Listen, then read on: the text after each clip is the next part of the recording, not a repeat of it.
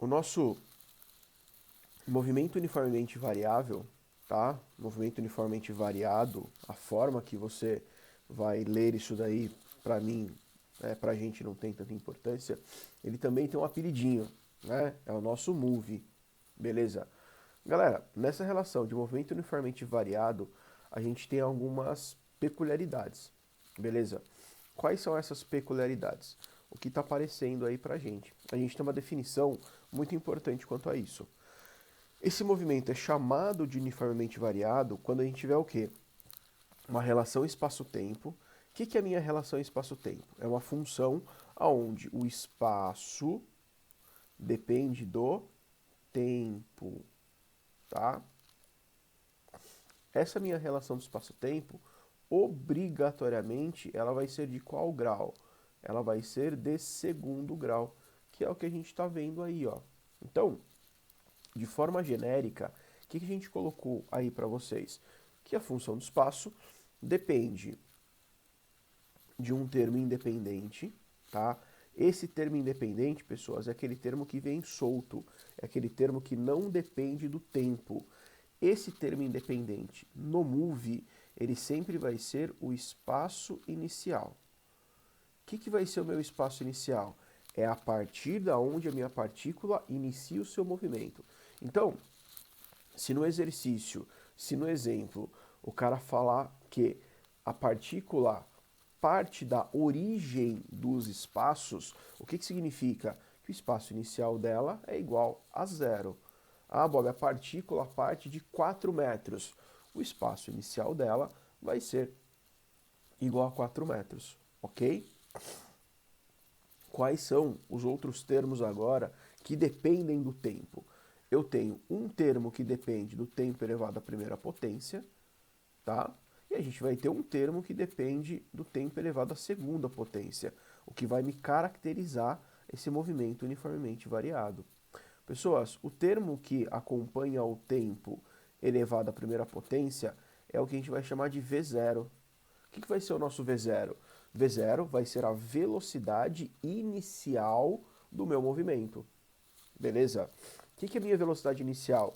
É a velocidade com a qual o móvel está quando ele inicia o movimento dele.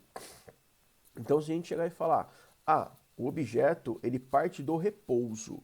Galera, quando eu falo que ele parte do repouso, significa que a velocidade inicial dele é igual a zero, tá? Ah, Bob, eu estou analisando o movimento. Ele não partiu do repouso, ele já estava andando, ok? Quanto que vale a velocidade inicial dele? Ele estava andando com 3 metros por segundo. A gente vem e coloca 3 metros por segundo aqui no B. Então, esse cara, o termo que depende do tempo elevado à primeira potência, sempre vai ser a velocidade inicial, tá? E galera, vai ter um terceiro termo que vai depender do tempo ao quadrado. É esse cara aqui, ó, que vai caracterizar o nosso move. Quem que vai ser esse termo? Pessoas, esse termo sempre vai ser metade da minha aceleração. Então, ao invés de eu colocar C aqui, ó, eu vou colocar metade, 1 sobre 2 vezes A. É aí que a gente tem o pulinho do gato, é aí que a gente tem a ideia do porquê que esse movimento é uniformemente variado. Pessoas, a gente já percebeu o quê? Apareceu uma velocidade inicial. Então, diferente do movimento uniforme, eu vou ter uma variação da minha velocidade, tá? Então a gente vai ter uma velocidade inicial e uma velocidade final desse nosso movimento. Como que eu calculo essa variação de velocidade? Galera, para a gente analisar essa variação de velocidade, nós temos uma taxa, né? Que a gente viu lá no caderno 1. Como é que chama essa taxa? Essa taxa é chamada de aceleração. Então a minha aceleração, ela vai analisar o quanto a minha velocidade varia de acordo com o tempo. Então, por exemplo, se eu tiver uma aceleração de 1 metro por segundo ao quadrado, o que isso significa para a gente? Que a cada 1 segundo a minha velocidade aumenta em 1 metro por segundo. Então vamos imaginar que eu tenha uma aceleração de 1 metro por segundo ao quadrado e o meu objeto parte do repouso. Depois de 1 segundo a velocidade dele vale 1. Depois de mais 1 segundo a velocidade dele vale 2. Depois de mais 1 segundo a velocidade dele vale 3. Então, o que está acontecendo? A cada 1 segundo que passa, a velocidade aumenta em 1 unidade, em 1 metro por segundo. Então, galera, no movimento uniformemente variado, o que acontece? Acontece variação de velocidade. Por isso que vai aparecer o quê? Por isso que obrigatoriamente vai aparecer a minha aceleração no sistema. Então, a definição prática de movimento uniforme é aquela ideia. A equação do espaço-tempo é de segundo grau, tá? Nós vamos ter uma aceleração constante e diferente de zero. Se eu tiver essas 3 situações, a gente consegue enxergar que o meu movimento vai ser uniformemente variado. Agora, se eu pegar essa minha equação do espaço-tempo genérica que eu tenho aqui, ó, e substituir todos os meus termos, o independente, o que depende do tempo e o que depende do tempo ao quadrado, a gente vai ter a equação do espaço-tempo do move, que vai ficar como, galera? S é igual a S0 mais V0t mais meio vezes AT ao quadrado, tá? Lá no movimento uniforme, se a gente excluir esse termo aqui, ó, não ia ficar só S0 mais VT, que é a minha função, que eu até apelidei com vocês de sorvete. Aqui, galera, tem mais um pedaço, né? Tem um tesão aqui, ó. Então, essa função é o nosso famoso sorvetão, tá? Então, o espaço depende de onde eu saio, que é o espaço inicial, de como eu estava andando, que é a minha velocidade inicial multiplicado pelo tempo, mais o como eu estou andando, que é metade da aceleração multiplicado pelo tempo elevado ao quadrado. Pessoas, na aula de hoje a gente vai trabalhar bastante com essa relação do sorvetão, ok?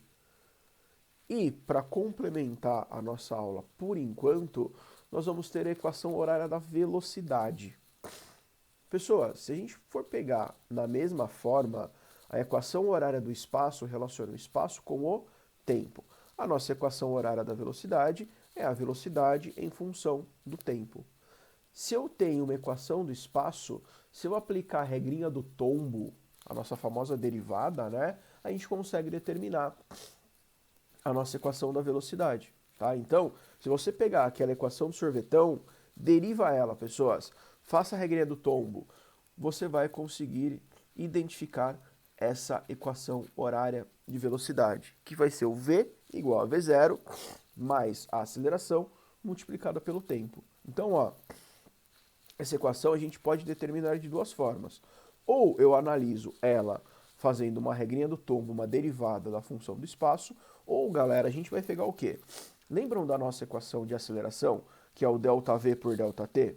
Se eu imaginar que o tempo inicial é igual a 0, que eu estou partindo do início dos tempos, a gente, trabalhando com essa função aqui, ó, A é igual velocidade final menos velocidade inicial dividido pelo tempo, a gente consegue chegar no V igual a V0 mais AT. Beleza? Como lá na primeira equação a gente tem uma frasezinha para lembrar, né, que é o sorvetão, aqui a gente vai ter uma frasezinha para lembrar também, pessoas. Vovô e vovó adoram tabaco. Beleza? Para não falar pornografia aí para vocês, vovô e vovó adoram um tabaquinho na hora de relaxar. Tranquilo? Beleza? Sem problemas? Então, hoje nós iremos trabalhar com essas 2 funções, função de espaço-tempo e a nossa função de velocidade por tempo, ok?